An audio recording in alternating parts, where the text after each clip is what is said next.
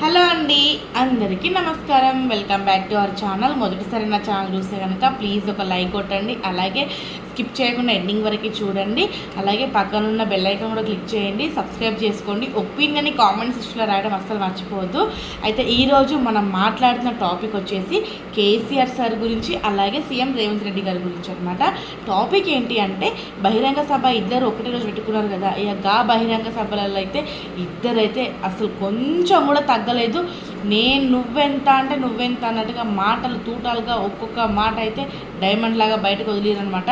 And KCR sir నిజంగా ప్రతి ఒక్క పేద రైతుకి, ప్రతి ఒక్క పేద కుటుంబానికి చాలా చాలా ఒక పెద్ద దిక్కు అనమాట. సంవత్సరం పెద్ద దిక్కు అనమాట.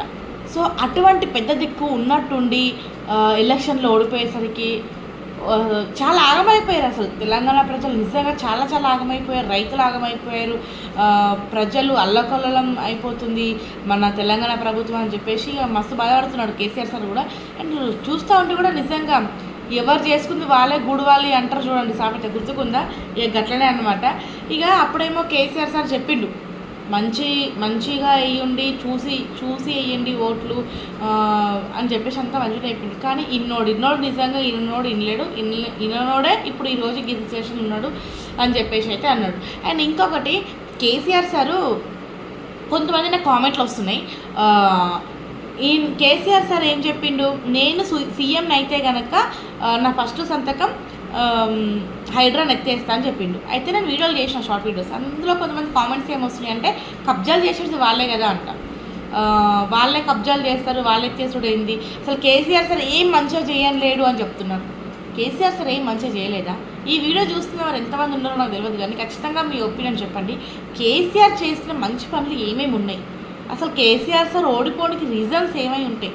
నిజంగా మీకు తెలిస్తే కనుక హానెస్ట్గా కామెంట్లు అయితే రాయండి.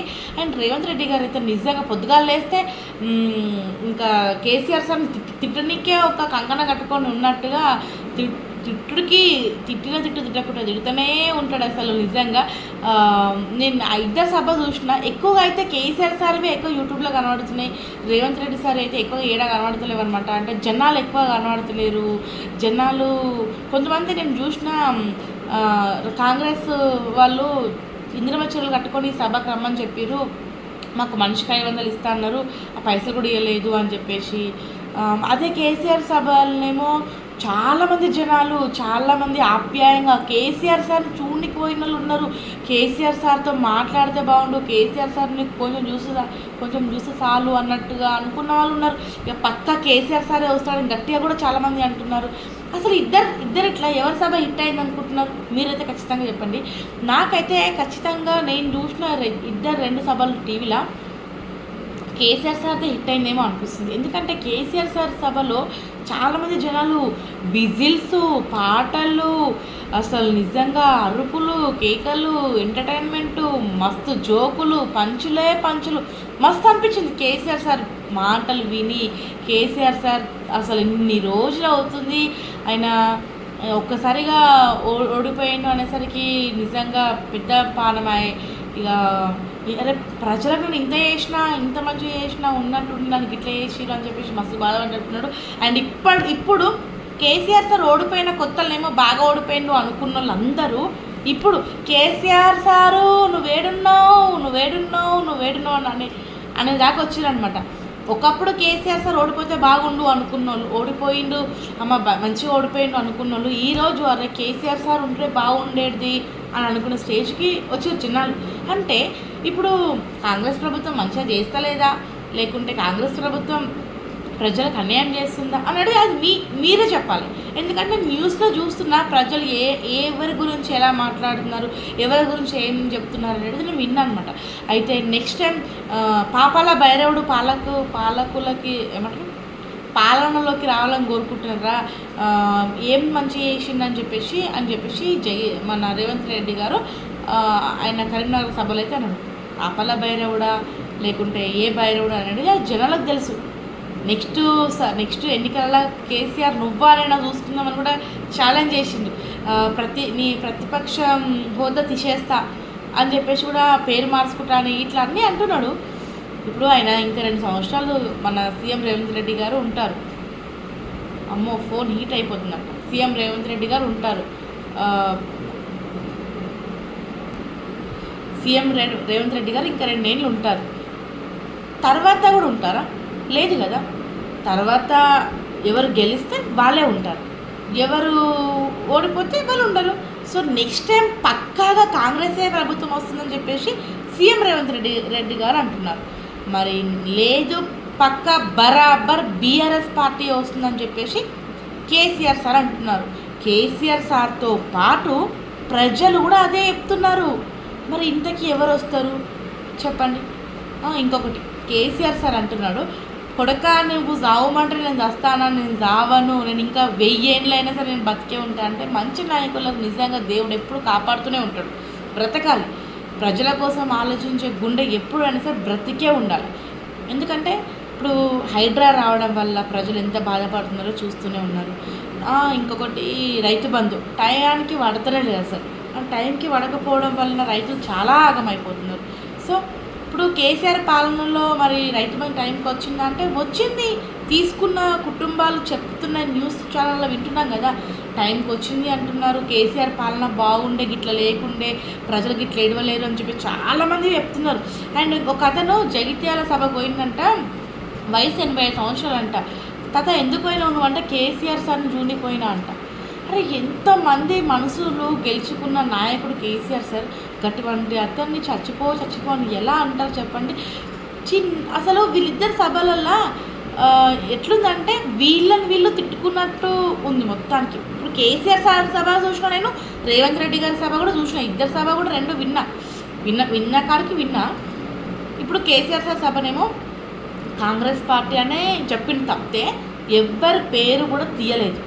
కానీ ఇక్కడ రేవంత్ రెడ్డి గారు మాత్రం ప్రత్యేకంగా కేసీఆర్ నువ్వా నేనా తేల్చుకుందాం, నెక్స్ట్ ఎన్నికల తేల్చుకుందాం అని చెప్పేసి అంటున్నారు. తెలుసుకోండి, ఎవరు గెలుస్తారు ఎవరు ఓడిపోతారని తెలుసుకోండి. అది ఎవరి చేతులు ఉంటుంది? ప్రజల చేతులు ఉంటుంది.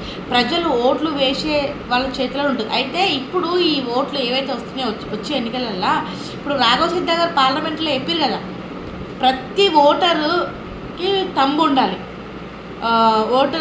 ఓటర్ ఐడి ఉంటుంది కదా, దానికి లింకప్ అయి ఉండాలి, ఆధార్ కార్డ్ అవన్నీ లింకప్ అయి ఉండాలి అని చెప్పేసి రాఘవ చెడ్డా గారు అన్నారు కదా. ఇక గట్ల ఓట్లు వేసిరనుకో నిజంగా అసలైన నాయకుడు ఎవరు, దొంగ నాయకుడు ఎవరు అనేది అప్పుడు బయటపడుతుంది.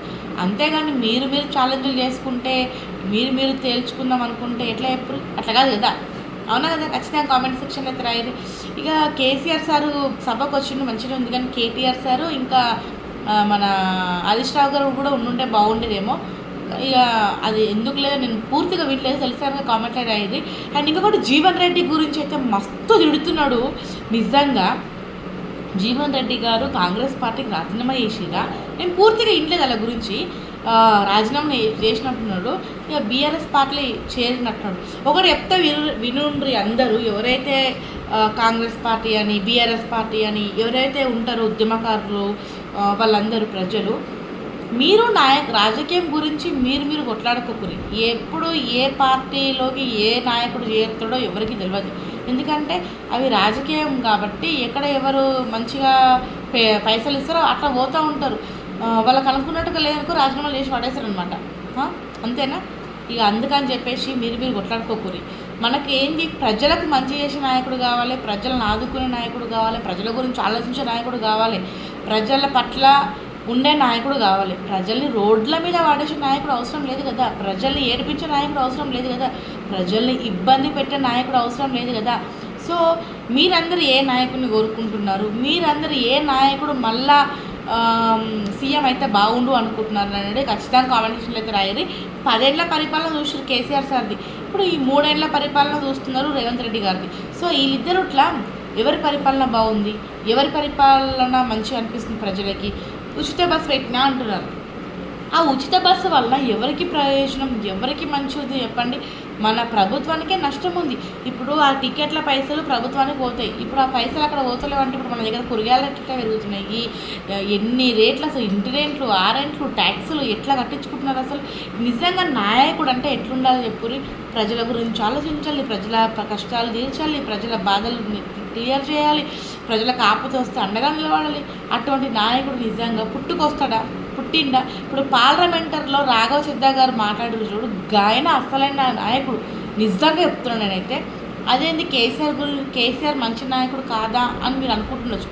కేసీఆర్ మంచి నాయకుడే, రైతుల గురించి ఆలోచించిన నాయకుడే, తెలంగాణ బిడ్డ, తెలుగు బిడ్డ, ప్రజల కోసం ఆలోచించిన బిడ్డ. కేసీఆర్ ప్రజలకు పెద్ద దిక్కు. నిజంగా కేసీఆర్ అంటే ఒక ఎమోషన్, ఒక బ్రాండ్ అసలు చెప్పాలంటే. ఆయన మంచోడే, కానీ కొన్ని విషయాలల్లో వాళ్ళు కొన్ని పనులు చేయకపోవడం వల్ల ఓడిపోవాల్సి వచ్చింది. అండ్ ఇంకొకటి ఊరు సైడ్ అన్ని దగ్గర కేసీఆర్ గెలవలేదు అనేది మీరే కామెంట్ అయితే చెప్పుర్రి. ఇప్పుడు కేసీఆర్ మంచోడు, కేసీఆరే గెలవాలి అందరూ కోరుకుంటున్నారు. మరి ఎందుకు సర్పంచ్ ఎలక్షన్లలో ఓడిగొడుతున్నారు, ఎంపీటీసీ ఎలక్షన్లలో ఓడగొడుతున్నారు, ఇంకేమేమో ఎలక్షన్లు ఉన్నాయంటారు. అవన్నీ ఎలక్షన్లలో ఎందుకు ఓడిపోతుంది బీఆర్ఎస్ పార్టీ? కాంగ్రెస్ పార్టీ ఎందుకు గెలుస్తుంది? అసలు నిజంగా కాంగ్రెస్ పార్టీకి ఓట్లు పడుతున్నాయా, లేకపోతే దొంగోట్లు ఏమైనా పడుతున్నాయా అనేది ఖచ్చితంగా అయితే డౌట్ వస్తుంది ప్రజలకి. ఎందుకంటే ఇప్పుడు మొత్తం ఎవరి నోటి నుంచి ఉన్న కేసీఆర్, ఎవరి నోటి నుంచి ఉన్న కాంగ్రెస్ రాదు, కాంగ్రెస్ వద్దు, కాంగ్రెస్ వేస్ట్ అని చెప్తున్నారు. మరి ఇట్లా చెప్పేటోళ్ళు గట్లా ఎన్నికల టైంకి ఎందుకు ఓడగొడుతున్నారు? ఇప్పుడేమో కేసీఆర్ బీఆర్ఎస్ అది ఇది అని చెప్తున్నారు. మరి ఎన్నికల టైంలో ఎందుకు మీరు ఓట్లు వేయలేకపోతున్నారు? ఖచ్చితంగా కామెంట్ సెక్షన్లో రాయండి. ఇక నెక్స్ట్ అయితే పక్కా బీఆర్ఎస్ పార్టీ వస్తుందంట. ఇక కన్ఫామ్, మీరు కూడా ఫిక్స్ అయిపోండి. ఇక తెలంగాణ మళ్ళీ మంచి రోజులు వస్తాయి. ఇంకొకటి భూమి రేట్లు మొత్తం తగ్గిపోయినాయి కాంగ్రెస్ పార్టీ రావడం వల్ల. అదే బీఆర్ఎస్ పార్టీ ఉన్నప్పుడు భూముల రేట్లు ఎట్లా పెరిగినాయి. నిజంగా గుంట అమ్ముకుంటే మంచిగా బతికేటోళ్ళు, రైతులకి పెద్ద ఆస్తి ఉండే. ఇప్పుడు చూడండి భూముల రేట్లు మొత్తం తగ్గిపోయినాయి అని చెప్పేసి కేసీఆర్ సార్ అన్నాడు. అయితే మీరు పొలాలు గిల్లాలు ఏవైతే ఉంటాయో అవి మస్తు రేట్లకు అమ్ముడు పోయేటట్టు పెట్టుర్రు, రేట్లు మంచిగా ఉంది. కానీ ఇంటి కోసం ఇల్లు జాగా కొనుక్కుంటారు చూడండి, గా రేట్లు మాత్రం తగ్గించాలి సార్. ఎందుకంటే ఉన్నోడు ఉంటాడు, లేనోడు ఉంటాడు. సో ఉన్నోడు కొనుక్కుంటుండొచ్చు ఎంత రేట్ అయినా సరే, కానీ లేనోడు కొనలేడు కదా సార్ ఇల్లు జాగలు. సో మీరు పొలాలకు సంబంధించిన రేట్లు పెంచండి, కానీ ఇంటి స్థలానికి సంబంధించిన రేట్లు తగ్గించండి. ఏమంటున్నా? అవునా కదా? నా ఒపీనియన్ రైటా రాగా ఖచ్చితంగా మీరు కామెంట్లో రాయండి. ఇక అవును, 2 సభలలో ఏ సభ హిట్ అయిందో కూడా ఖచ్చితంగా చెప్పండి. నాకైతే కేసీఆర్ గారి సభనే హిట్ అయింది అనిపిస్తుంది. రేవంత్ రెడ్డి గారు మాట్లాడుతూ ఉంటే వెనకాల జనాలు అందరూ వెళ్ళిపోతూ ఉన్నారు, ఎవరు కూర్చోలేరు. వాళ్ళకైతే గింత సమోసా ఇవ్వలేరంట, గింత పులిహోర ఇవ్వలేరంట, గింత షాయిలీలు ఇవ్వలేరంట, ఇస్తాను 500 ఇవ్వలేరంట, ఇంద్రమ చీరలు కట్టుకొని కట్టుకొని వచ్చినాం కానీ మాకేం చూడలేరు అని చెప్పేసి ఆయన అటు మాట్లాడుతూ ఉంటే ఇటు వెళ్ళిపోతూ ఉన్నారనమాట. నేను న్యూస్లో చూసిన. కానీ కేసీఆర్ సార్ సభలో మాత్రం ఉష్కేస్తారని జనాలు ఎంతమంది తరలి వచ్చారు నిజంగా. ఇక ఈ జనాలు మరి ఓట్లు వేసి గెలిపిస్తారా కేసీఆర్ సార్ని? గెలిపించారు అనేది ఖచ్చితంగా చెప్పండి. అసలు అంత మంచిగా ఉంటే కనుక కేసీఆర్ సార్ మొన్ననే గెలుస్తుండే. జనాలు ఇట్లా ఓడగొట్టారు, కేసీఆర్ సార్ ఓడిపోయిండు. గవర్నమెంట్ జాబ్లు ఇవ్వలేనందుకు ఓడిపోయిందా కేసీఆర్ సార్? అసలు ఎందుకు ఓడగొట్టారు మీకు తెలిసి కామెంట్ సెక్షన్ రాయండి. ఇంకొకటి, కూతురికి ఎమ్మెల్సీ పదవో ఆ పదవి ఇచ్చిందట. ఇక అట్లా ఇచ్చినందుకు కుటుంబానికే మొత్తం అన్ని పదవులు ఇస్తున్నాడు, ప్రజల కోసం ఏం ఆలోచిస్తున్నాడు ఈ నాయకుడు అని చెప్పేసి అంటున్నారు. అది కరెక్టేనా కాదా అనేది కామెంట్ సెక్షన్లో రాయండి. నిజంగా ఆ పదవులు ఇవ్వకుండా ఉండాల్సిందేమో కేసీఆర్ సార్ కూడా జర అందరు నా బిడ్డ, నా కొడుకు, నా అల్లుడు ఇట్లా కాకుండా ఎంతవరకు ఉంచాలో గంతవరకే ఉంచి ఏ పదవి ఇవ్వాలో గా పదవి వేసి జర దూరం పెట్టేడుండే అందరి కళ్ళ పడడము అనిపిస్తుంది నాకు. గేజ్ మళ్ళీగా నా రివ్యూ ఎట్లుందో కామెంట్ సెక్షన్లో రాయండి. వీడియోని లైక్ చేయండి, ఛానల్ సబ్స్క్రైబ్ చేయండి. మళ్ళీ నచ్చితే కనుక మళ్ళీ మాట్లాడదాం. ఇక ఈ వీడియో ఎంతవరకు వదో చూస్తా. సరే మరి, బాయ్, ఉంటా.